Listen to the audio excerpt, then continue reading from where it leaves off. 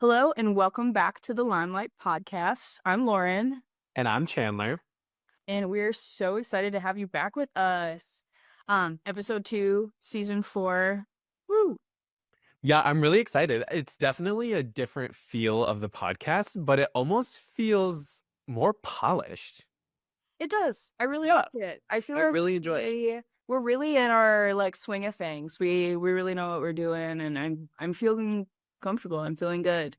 What? Lauren, I am Yeah. so curious. What are your lemons and your limes? So my lemon, I'll start with my lemon because I want to end on a good note. I love that, My dude. lemon this week was that my tires are low in my car, and it has been so cold these last few days that I just have been putting it off. And I'm to the point where if I don't get air in my tires, I'm gonna have a flat tire. So I have to go to the gas station after work when it's cold and windy, although it's not as bad as it has been, but I hate putting air in my tires. So that is my lemon.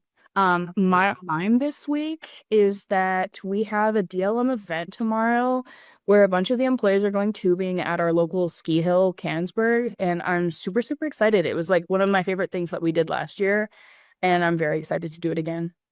Yeah, no, that's so exciting. Um, Honestly, mine is somewhat similar. Oh, I guess it's not. So my lemon is and this is gonna maybe be a little bit weird, so I hope this isn't too weird. Um, so I actually have rosacea, and a lot of our clients have a lot of solutions to rosacea because we deal with a lot of dermatologists and med spas, and that's a very common thing that they see every single day. So I went to a dermatologist over where I live, and they basically told me that if I want to actually fix the redness, I have to do this cream. It's called Rofade, and Mm. it's $75 for a 3-week supply. And I was like, I might just be rocking with a red face then. I don't know if I can afford. It's your natural blush. So Yeah, exactly. Nature's blush. Yeah, exactly.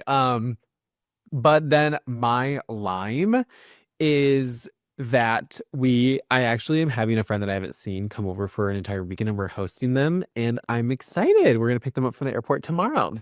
Oh, that's so exciting. It's Yeah. a good weekend to be in Michigan. It's finally warming up after this cold spell we've had. Yeah, it's actually not -5 degrees outside. Yeah, finally. Um, and then I do think that we had some current events this week to talk about. Did you see that DeepSeek AI launched? DeepSeek AI literally caused some of the most largest waves in the market that have literally ever been seen, ever, period. Yeah, it's It's been pretty crazy. Have you had a chance to try it yet? I actually okay, so I try when the news broke, I tried it. I tried the R1, which is their most advanced model. And then I also tried the search feature, them together. But it was so crazy because I used it for one night and I was like, this is crazy. And I pay for ChatGPT Plus. So I literally canceled my OpenAI account. Well, not canceled it, but canceled the subscription. And then the literal next day, DeepSeek got a really malicious cyber attack. And they actually think it's from the US. But yeah, and it has completely been crashed. So you can barely use DeepSeek for the past 70 hours. Yeah, I've only gotten one query to go through, and I've been trying, but yeah, they have the thing at the top, the banner that says there's been a malicious attack. That's so interesting. I'm really curious to see how that's gonna grow.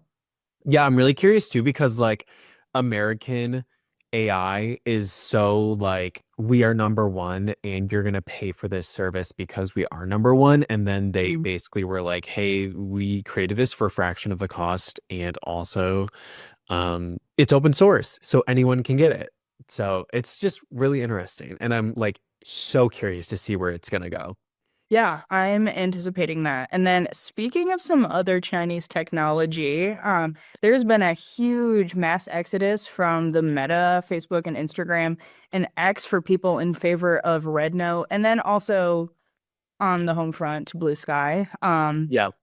Very interesting. I'm not going to put my political thoughts out there about this, but my biggest advice is if you are using those platforms, maybe it's a really good time to see and reevaluate where your audience is, where they're ending up, and if they're moving, and maybe see if it's time for you to hop on to Blue Sky or hop on to Red Note or any of the other emerging social media websites. Yeah, I think that's a really good point because I think also like if you can dive down and really understand your demographic and your audience, you can tell like maybe this is a good idea for us to at least have somewhat of a presence on these new apps because, I think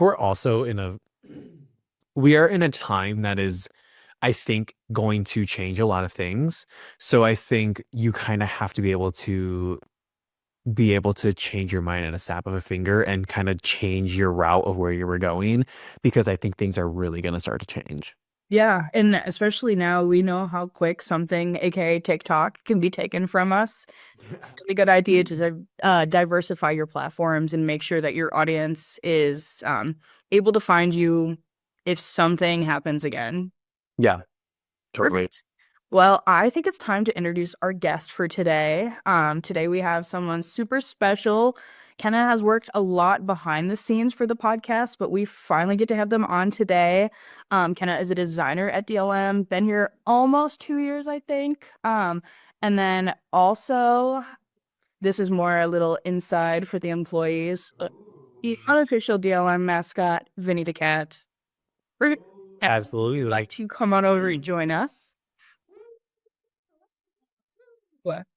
Yeah, So we wish we had like a soundboard or something because I would be like, I'd be like, yeah, brr, brr, brr, or like a crowd cheering. But unfortunately, that's next season with our budget upgrades. we'll see. Note to Jordan. Maybe add some sound effects. We'll see. Yeah. Producer note. Haha. Love it. Yeah, but we're super excited to have Kenna on. A lot of the graphics that we've put together for the podcast in the last season and coming seasons are Kenna's creations. So really, really happy to have one of our team members kind of in front of the camera this week. So welcome to the hot seat, Kenna. Not really. We put together some cool games and segments for you today to kind of talk about some cool things that you do, like branding, color psychology within the branding, logo design, and all kind of things based in design. So the first one we're going to start off with is the color psychology showdown. Ooh. Yeah, so this is kind of covering how different color choices can impact marketing effectiveness. And then we're going to list a few different colors, and we want you to come up with the kind of vibe that those colors give you. And then also, if you could give us some examples of companies that use those colors in their logos and branding, that kind of match the vibe that they're going for. So I'll start off with blue. Yeah, so colors are like my vibe for sure. Blue is usually like about trust, security, kind of more corporate feeling, kind of clean. It just kind of adds like a bunch of like, I don't know, seniority to, or maybe seniority is not the right term, but it adds just like more of a secure vibe to a brand. Blue is also like a natural color. If you have like a practice over by a notable body of water, blue is always fun to add. Creating different natural elements within your brand and including those in your brand is really strong. It ties you to your community. All these things are important. So water, ocean, river, lake, even a mountain, but that's not blue. But yeah, blue is a really good color for like corporations and healthcare facilities, and it's just a trustworthy color. Yeah. What are some brands that you can kind of think of that use blue and kind of follow the trust, security, and then maybe that clean / ocean / nature? Yeah, so clean / ocean and nature isn't so much with Meta, but Meta is indeed blue.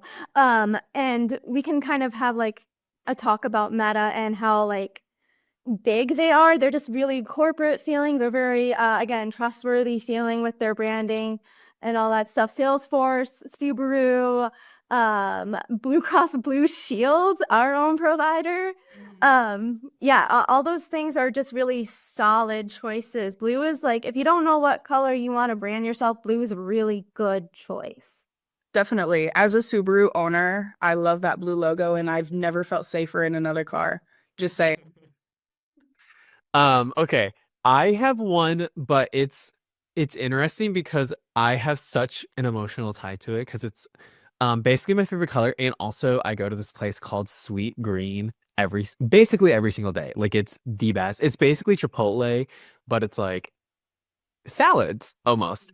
But anyways, can you tell me what kind of green is or what you think psychology would be associated with green?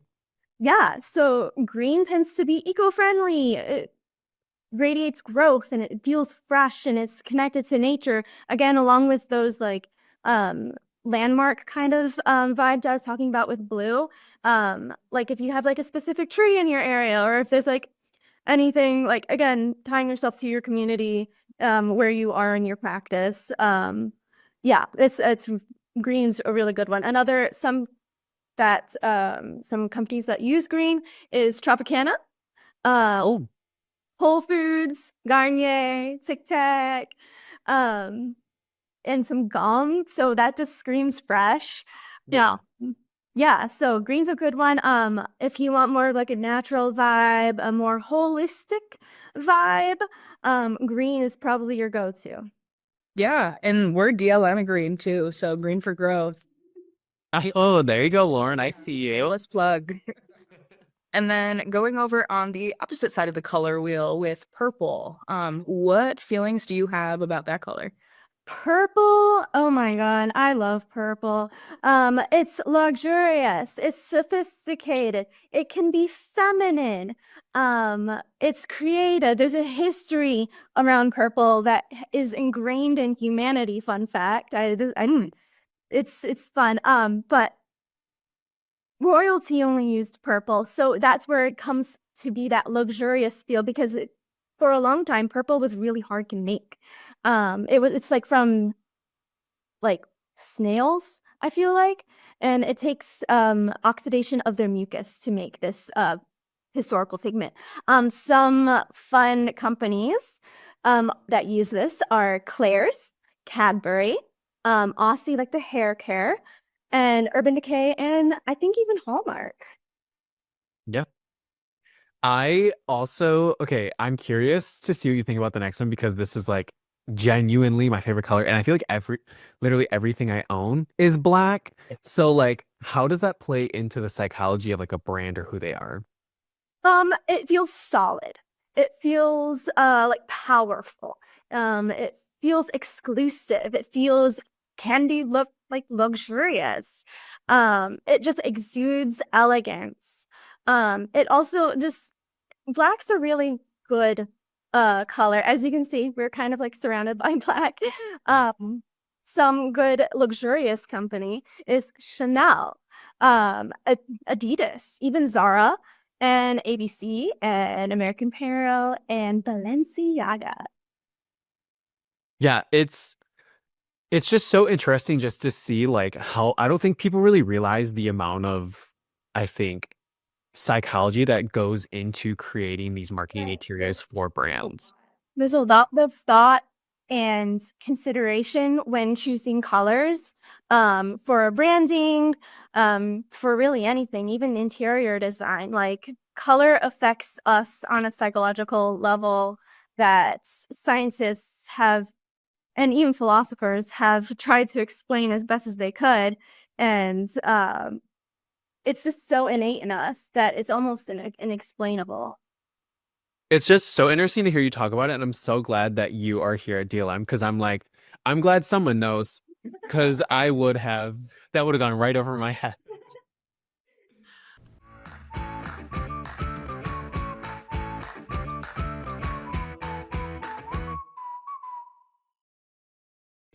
Nearly 6 million searches happen on Google every minute. What if your business could be the answer to some of those searches? With Google Ads, it can be.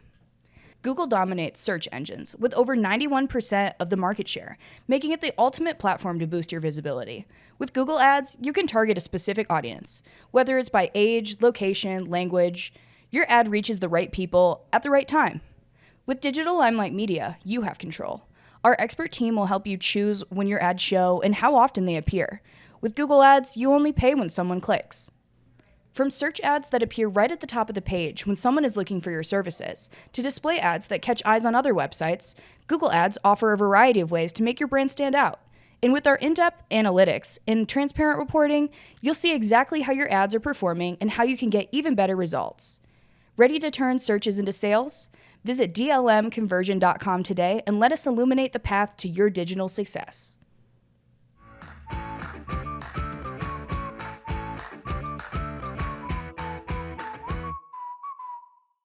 Okay, Kenna, now that we're kind of done absolutely like picking your brain in terms of philosophy and like psychology, I'm just curious to see like what you think works and what you think doesn't work, if something is like a hit or if it was a miss in terms of like companies rebranding.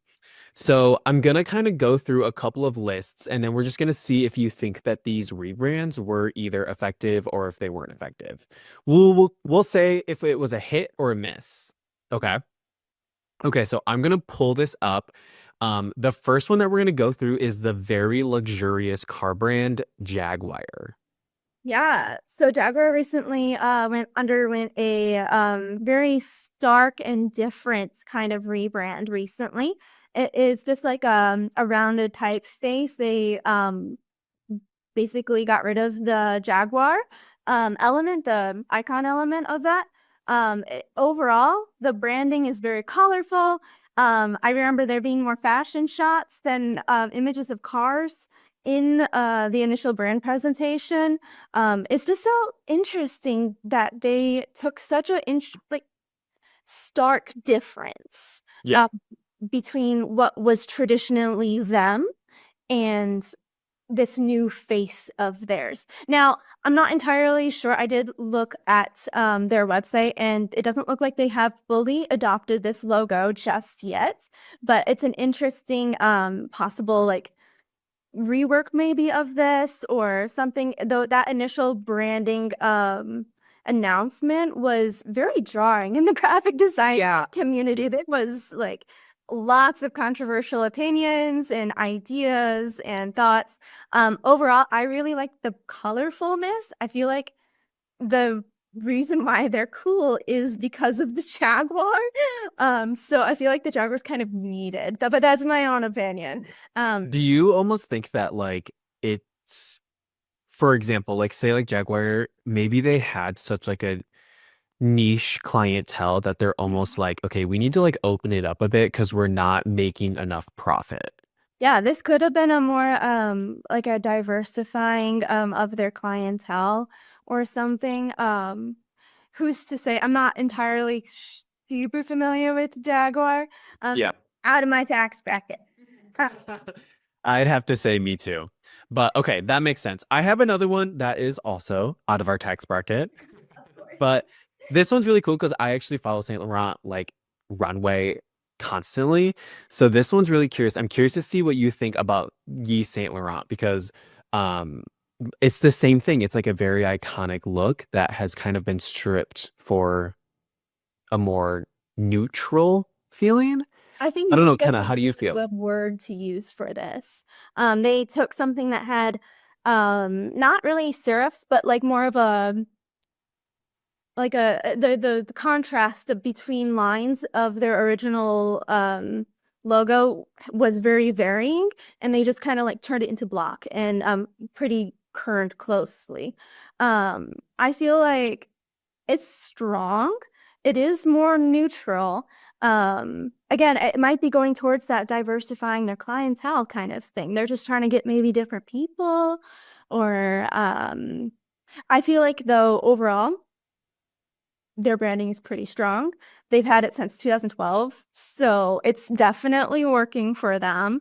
They're still incredibly recognizable and just kind of like leaders in that industry.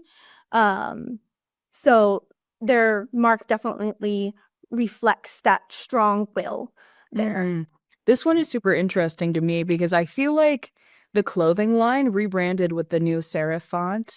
Yeah, their cosmetic line stayed, and I still do see that classic YSL little logo used in a lot of their designs. So, on a branding sideline, do you think it's a hit or a miss if you kind of go halfway, or do you like to see consistency across the board when you rebrand it all?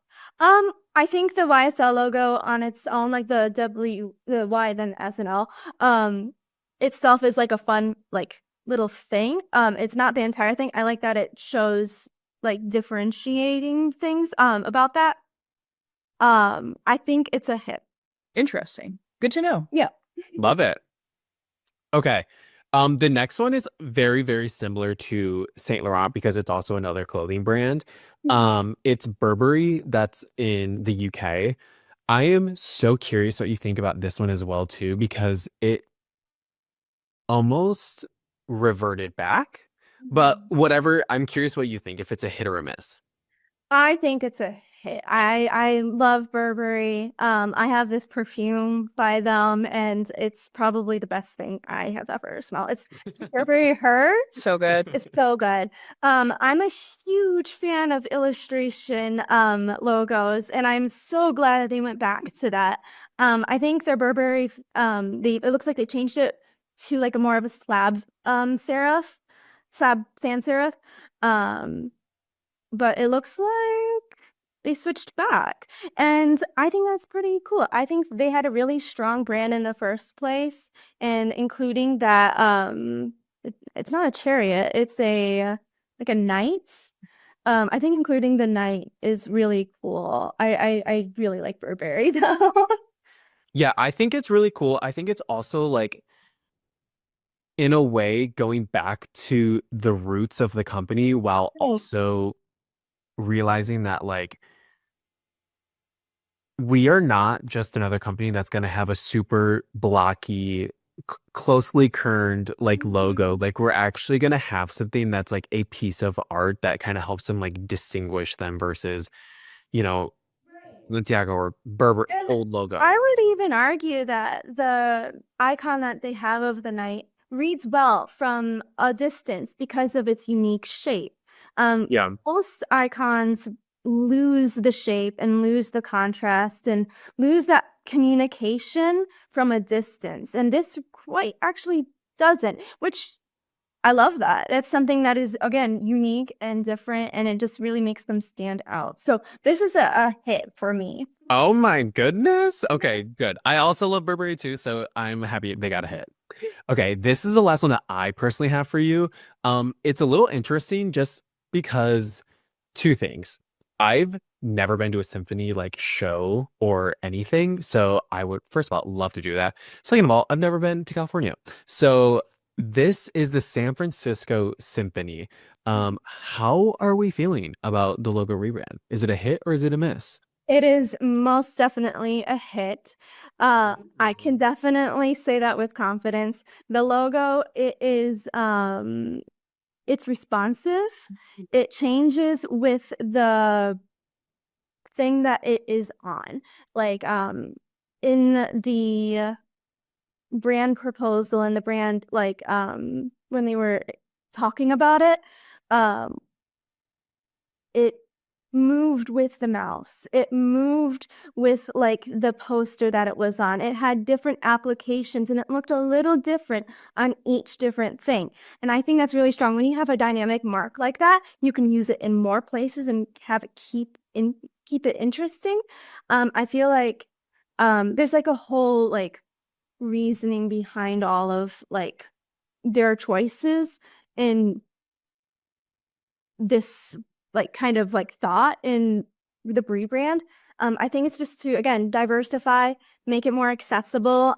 Symphony is for everyone, and I love music so much, and I think this represents what music feels like. I love it. I think that's a great interpretation. And like, again, I'm so glad you're on the design team because so many of things would have gone so far over my head. I'm like, so glad. I'm like, every time you talk, I'm like, wow, they really know what they're talking about. Yeah. Those are some really good examples. Now, I've got a few of my own. First, I want to start off with something that we use here at DLM, GoDaddy. Yeah, GoDaddy. That had an interesting beginning. Definitely. As a company, it had very brash and in-your-face marketing at first, and I remember my parents being upset by it. Oh, yeah. Those Super Bowl ads. Oh yeah, 100%. Yeah, same. My parents were like, "Close your eyes." So the interesting like change that happens, they just felt suddenly just more responsible and Yeah. more less cool, of course. There's always a gain and a loss to like your thing. You look less cool, but you look more professional.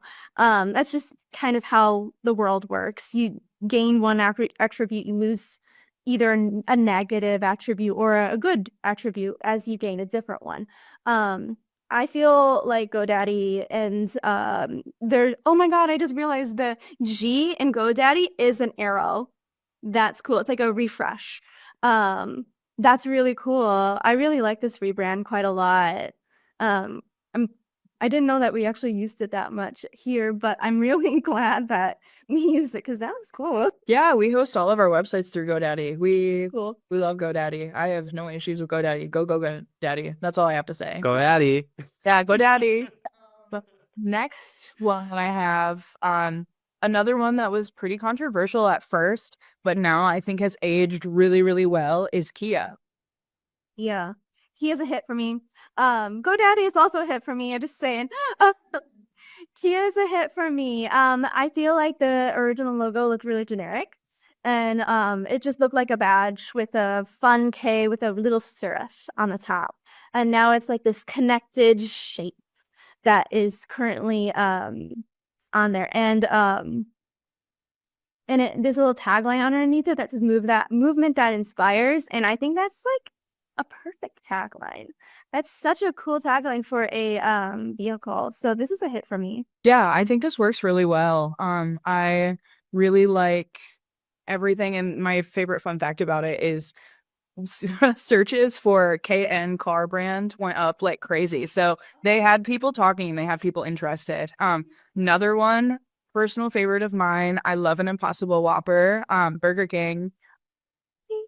They definitely took a vintage approach to this. They went back to their roots, and it's a fun, like definitely a hit for me. I think it is a very fun rebrand, and I feel like it definitely feels like a fast food thing, and that's the best part about it.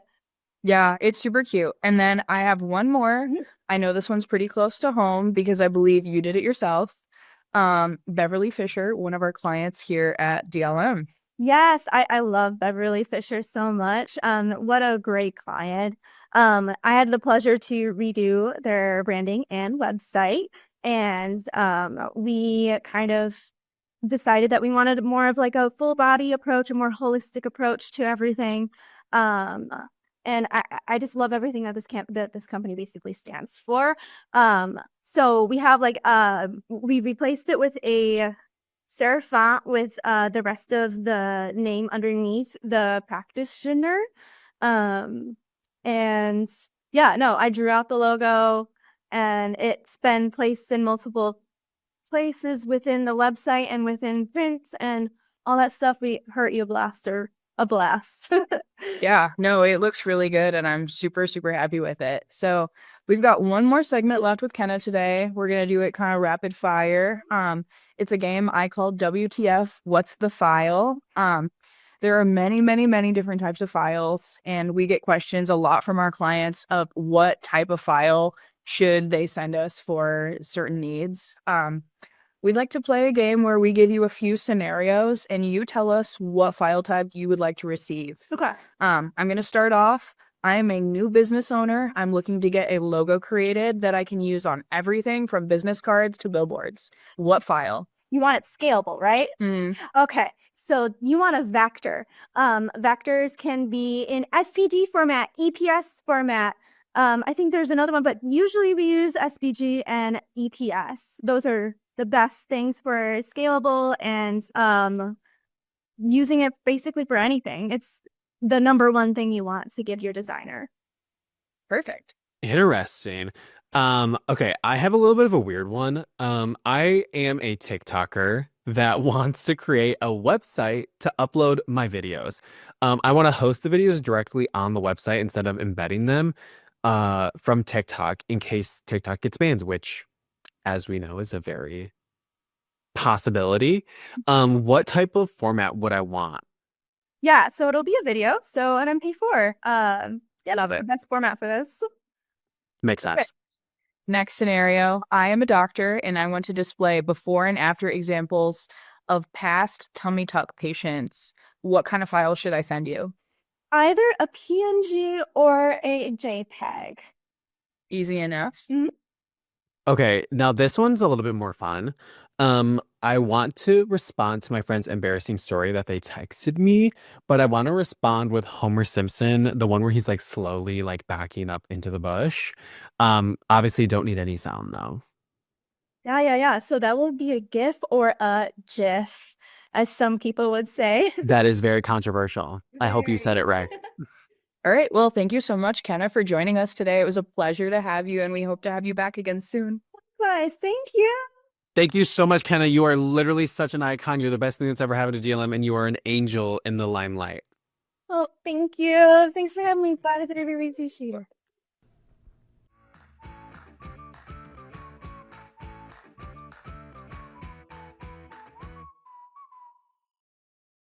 Need a digital makeover that screams wow? Dive into DLM's Design Wonderland. From pixel-perfect social media graphics to jaw-dropping website designs, we're giving Picasso of the digital age. Elevate your brand's visual game today. Contact your marketing specialist or contact our sales team to learn more. Hey Chandler and Lauren, do you guys think that AI is changing traditional SEO practices or enhancing what already exists?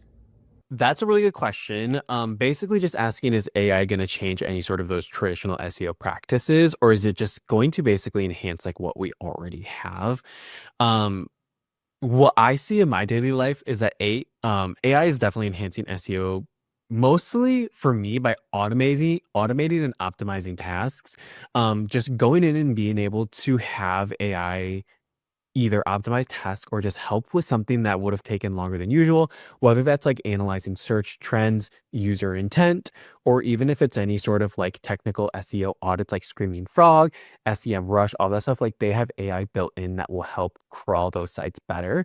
AI is also making SEO, I think, more data driven, because it's allowing us to be able to forecast ranking opportunities, to really analyze traffic patterns, and then also any sort of competitive trends. Like if that's going to, impact how the website's performing, we have a lot better predictive analytics with AI.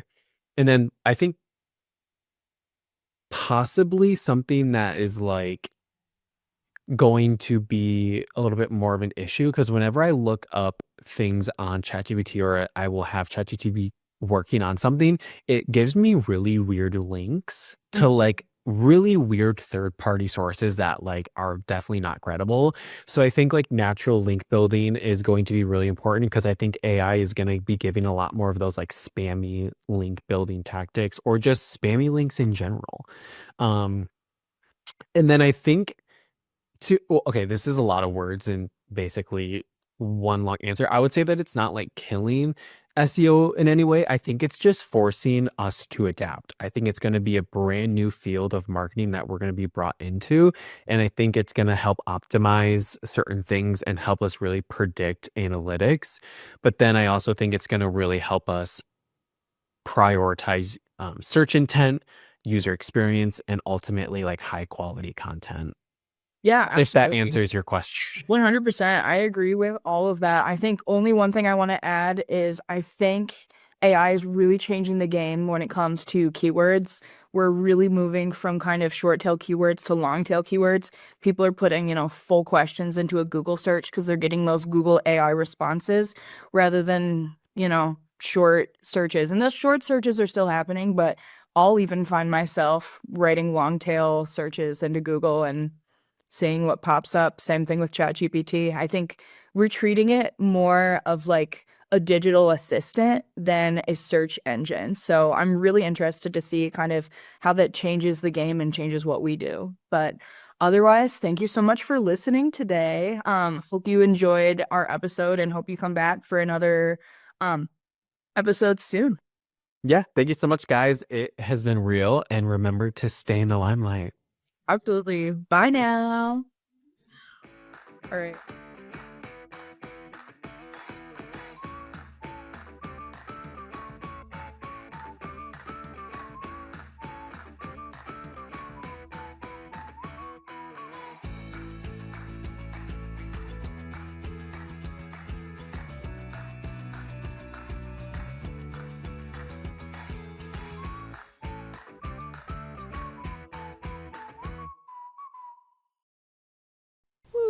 All right, we slayed.